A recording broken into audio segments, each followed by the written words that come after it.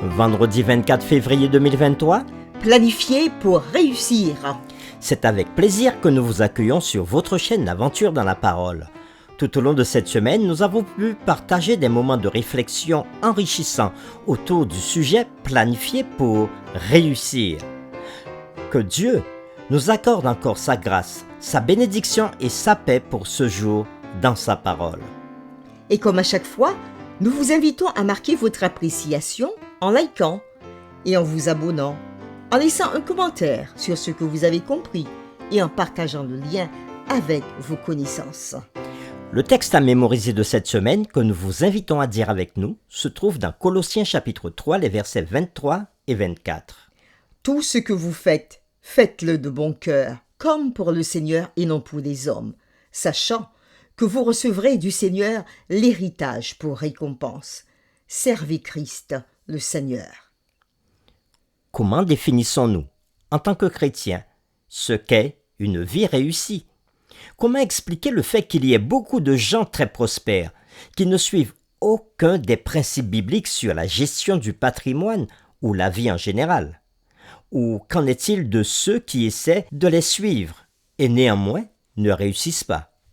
Quelles sont donc les étapes, les mesures pratiques à prendre en compte, bien que ne garantissant pas le succès, mais pouvant néanmoins nous aider à éviter les pièges et les erreurs courantes qui peuvent rendre la réussite financière un peu plus difficile. Nous avons commencé à y répondre avec la séquence du samedi 18 février en introduisant la semaine d'études autour du sujet planifié pour réussir. Et le dimanche 19 février, dans la séquence La toute première chose, le sage Salomon nous invitait à faire les choses avec le bon timing. Et dans Ecclésiaste chapitre 12, le verset 1, il est dit « Mais souviens-toi de ton Créateur pendant les jours de ta jeunesse, avant que les jours mauvais arrivent et que les années s'approchent où tu diras « Je n'y prends point de plaisir ». Pour réussir, il nous recommande de faire ce que nous devons faire au bon moment. Puis, le lundi 20 février, dans la séquence La bénédiction du travail, l'idéal. Salomon disait dans Ecclésiaste chapitre 9, le verset 10, « Tout ce que ta main trouve à faire avec ta force, fais-le, car il n'y a ni œuvre, ni pensée, ni science, ni sagesse dans le séjour des morts où tu vas. » Oui, Dieu a créé le travail comme moyen d'épanouissement pour l'homme. C'est un très bon moyen pour que nous puissions nous réaliser et faire en bénéficier à tous ceux qui sont autour de nous. Et le mardi 21 février, dans la séquence Les années de labeur, nous avons considéré plusieurs textes, dont celui de 1 Timothée chapitre 5, le verset 8, qui dit « Si quelqu'un n'a pas soin des siens, et principalement de ceux de sa famille, il a renié la foi et il est pire qu'un infidèle. » Oui, c'est par le travail aussi que Dieu nous appelle à prendre soin de nos familles. En donnant cet exemple à nos enfants, ils pourront plus tard prendre soin à leur tour de leur famille. Le mercredi 22 février, nous avons considéré la séquence Travailler avec intégrité. Et nous avons vu l'exemple de Joseph qui, par sa confiance en Dieu et son intégrité, faisait prospérer tous ceux chez qui il passait.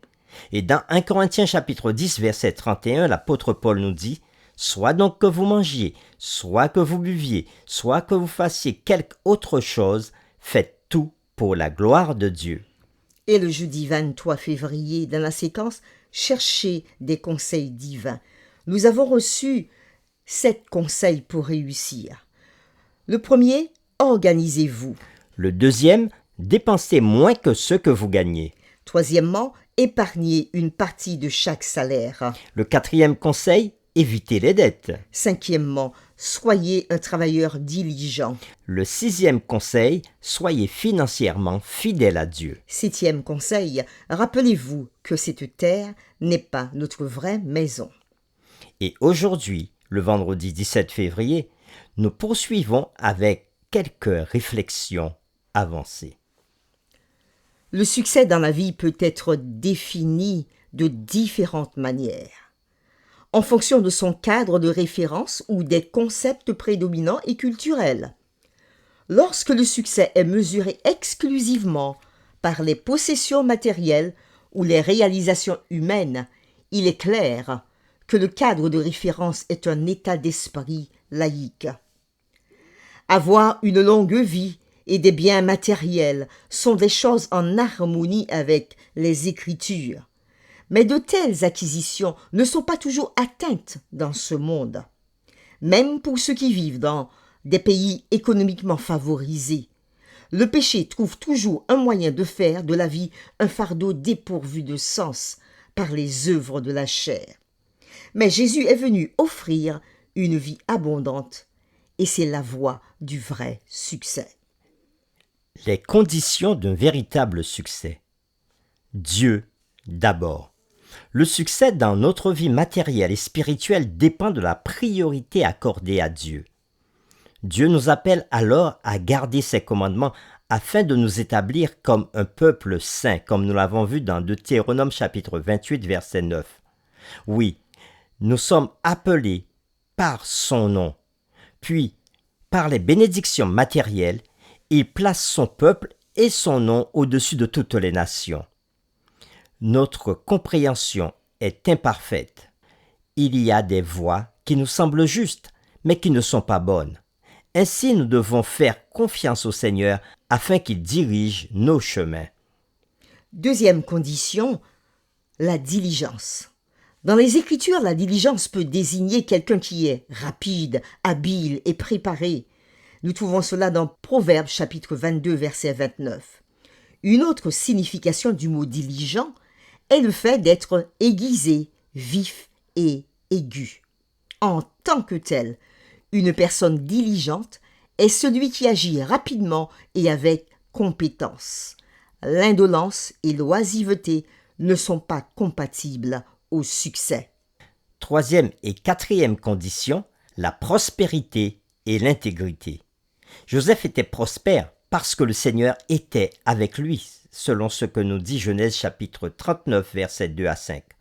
Dans ce texte, la prospérité signifie aller de l'avant, être rentable ou être bon.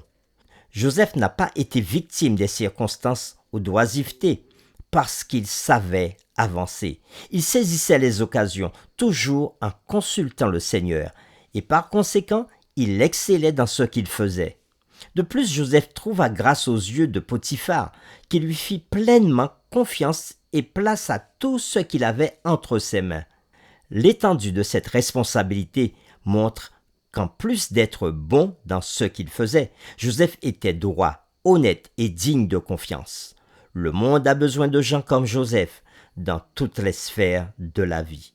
Voici une citation du livre Éducation, page 47, de l'auteur Ellen G. White. Elle dit ceci: « Ce dont le monde a le plus besoin, c'est d'hommes, non pas des hommes qu'on achète et qui se vendent, mais d'hommes profondément loyaux et intègres, des hommes qui ne craignent pas d'appeler le péché par son nom, des hommes dont la conscience soit aussi fidèle à son devoir que la boussole l'est au pôle, des hommes qui défendraient la justice et la vérité même si l'univers s'écroulait. » Il nous faut aussi comprendre les limites du succès mondain. Il est courant que les gens définissent le succès uniquement en termes de bénédictions matérielles, sans tenir compte des dons plus importants et non tangibles, tels que la santé, la joie, les relations sociales et familiales solides et une vie de prière efficace. Malheureusement, on n'acquiert pas toujours ces actifs incorporels d'un seul coup. Pire encore, ces dons peuvent même être sacrifiés pour atteindre le succès mondain. Par conséquent, il est préférable d'avoir moins de biens matériels, avec la crainte de l'Éternel, que d'avoir beaucoup d'argent avec inquiétude et détresse, comme nous le dit Proverbes chapitre 15, le verset 16 et Ecclésiaste chapitre 4, le verset 6. Une personne qui acquiert une grande richesse peut avoir beaucoup d'autres choses, certainement, comme nous le dit Ecclésiaste chapitre 10, verset 19. Mais cette personne peut ne pas avoir des choses que l'argent n'achète pas, comme la liberté et la paix de jouir de ses biens et le don de l'esprit, avec ses fruits de justice, tel que nous le dit Galates chapitre 5, le verset 22. Le succès avec ses nombreuses possessions et positions privilégiées ne rend pas nécessairement une personne meilleure et peut engendrer d'autres tentations. De plus, le succès matériel est incertain. Il y a des possessions qui deviennent préjudiciables à leurs propriétaires au lieu d'être bénéfiques, des possessions qui peuvent être perdues de manière inattendue. Souvent, l'ambition de gagner beaucoup d'argent devient une fin en soi dans la recherche d'en avoir plus, même si la personne est incapable de profiter de tout ce qu'elle a acquis. Pire encore, celui qui n'a rien fait pour contribuer à l'acquisition de cette richesse durement gagnée peut finir par en jouir.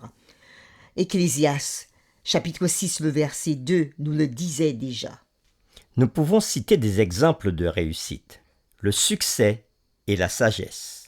Un mot utilisé dans la Bible pour la réussite, en hébreu sakal, peut être traduit dans divers passages scripturaires par un bon succès, être prudent et comprendre sagement. Ce mot est utilisé en référence à Josué dans la victoire sur Canaan, dans Josué chapitre 1 versets 7 et 8, et à David quand il gagnait ses batailles militaires, dans 1 Samuel chapitre 18 verset 5, verset 14 et verset 15. Toute sagesse et prudence qui mènent au succès réel viennent de Dieu, nous dit Proverbe chapitre 9 verset 10. Cette vérité biblique peut être la raison pour laquelle les mêmes mots, sakal en hébreu, dans ces exemples peuvent être traduits à la fois comme sagesse et succès. Parlons du succès dans n'importe quelle situation. Dieu a voulu ouvrir les fenêtres du ciel pour bénir Israël afin qu'il puisse aller de l'avant et progresser. Et oui, progresser dans son plan pour en faire une bénédiction pour toutes les nations. Cette bénédiction dépendait de la fidélité de la nation dans le prélèvement des dîmes et des offrandes, tel que nous le dit Malachie chapitre 3 versets 10 à 12. Dans la traduction grecque de l'Ancien Testament, rendue par les Juifs, donc la Septante, le mot pour progrès a été traduit en grec par makarioi, ce qui signifie béni en hébreu. Cette bénédiction attirerait l'attention de toutes les nations sur le nom de l'Éternel. Dans les béatitudes, Jésus identifie les bienheureux, en grec makarioi, de son royaume comme ceux qui sont pauvres en esprit, doux, miséricordieux, artisans de paix et purs de cœur. Jésus désignait un autre groupe de personnes heureuses, celles qui sont persécutées et faussement accusées pour l'amour de son nom. En Matthieu chapitre 5, les versets 10 et 11. Ainsi que celles qui endurent patiemment l'épreuve et l'affliction pour leur foi, tel que nous le dit Jacques chapitre 5, le verset 11.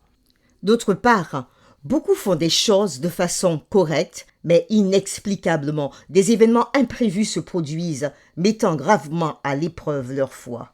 Malheur, maladie, faillite et perte d'êtres chers. La patience avec laquelle ces personnes font face à de telles épreuves, sans perdre leur foi, les place parmi ceux qui sont bénis, heureux et qui réussissent devant Dieu, tout comme l'était Job. Leur vie a été couronnée de succès parce qu'ils étaient fidèles, quelles que soient leurs circonstances. Apocalypse chapitre 2, le verset 10. En conséquence, Dieu a la volonté de nous bénir avec des biens matériels, mais cela ne se passe pas dans tous les cas, à cause des situations qui nous sont inconnues, découlant de conflits entre le bien et le mal. Cependant, par sa grâce, nous pouvons réussir dans le principal défi existentiel de la vie de toujours placer Dieu en premier, tel que nous le recommande Jésus dans Matthieu chapitre 6, le verset 33. Pour terminer, voici quelques questions que vous pouvez discuter en famille ou encore avec votre communauté de foi. Comment faire pour ne pas être troublé par le succès apparent des gens qui ne craignent pas Dieu? Comment pouvons-nous prospérer socialement et financièrement sans perdre notre foi en cours de route ou devenir la proie d'un amour pour Mammon ou encore le Dieu de l'argent? La série numéro 8, planifiée pour réussir, est terminée. Nous vous convions à poursuivre avec nous la série numéro 9. Gardez-vous de la convoitise. Nous vous invitons à prier avec nous.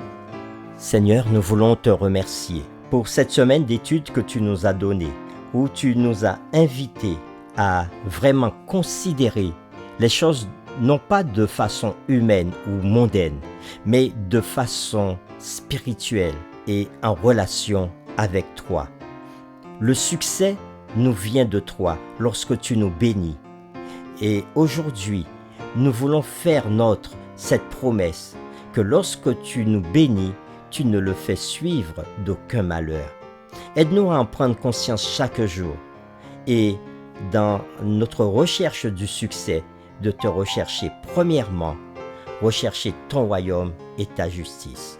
Même dans la difficulté, Seigneur, tu nous permets d'avoir la patience. Tu nous bénis en nous donnant la patience, la fidélité, la santé qui ne sont pas monnayables, mais qui peuvent nous permettre d'aller plus loin et d'avancer dans ta volonté. Merci de continuer à nous bénir. Nous t'avons prié au nom de Jésus. Amen.